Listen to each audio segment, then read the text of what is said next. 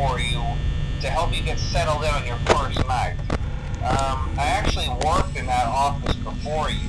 I'm finishing up my last week now, as a matter of fact, so I know it can be a bit overwhelming, but I'm here to tell you there's nothing to worry about. You'll do fine. So let's just focus on getting you through your first week, okay? Let's see. First, there's an introductory greeting from the company that I'm supposed to read. It's kind of a legal thing, you know. Welcome to Freddy Fazbear's Pizza, a magical place for kids and grown-ups alike, where fantasy and fun come to life. Fazbear Entertainment is not responsible for damage to property or person. Upon discovering that damage or death has occurred, a missing person report will be filed within 90 days or as soon as property and premises have been thoroughly cleaned and bleached and the carpets have been replaced. Blah, blah, blah. Now, that might sound bad, I know, but there's really nothing to worry about. The animatronic characters here do get a bit quirky at night, but do I blame them? No. If I were forced to sing those same stupid songs for 20 years and I never got a bath, I'd probably be a bit irritable at night too. So remember, these characters hold a special place in the hearts of children and we need to show them a little respect, right? Okay. So just be aware, the characters do tend to wander a bit. They're left in some kind of free roaming mode at night. Something about their servos locking up if they get turned off for too long. They used to be allowed to walk around during the day too, but then there was the bite of 87. Yeah, it's amazing that the human body can live without the frontal lobe, you know? Now, concerning your safety, the only real risk to you as a night watchman here, if any, is the fact that these characters, if they happen to see you after hours, probably won't recognize you as a person. They'll most likely see you as a metal endoskeleton without its costume on. Now, since that's against the rules here at Freddy Fazbear's Pizza, they'll probably try to forcefully stuff you inside a Freddy Fazbear suit. Now, that wouldn't be so bad if the suits themselves weren't filled with cross-beam, wired, animatronic devices, especially around the facial area. So you can imagine how having your head forcefully pressed inside one of those could cause a bit of discomfort and death. The only parts of you that would likely see the light of day again would be your eyeballs and teeth that pop out the front of the mask. Yeah, they don't tell you these things when you sign up. But hey, first station of the breeze. I'll chat with you tomorrow. Check those cameras and remember to close the doors only if absolutely necessary. Gotta conserve power. Alright, good night.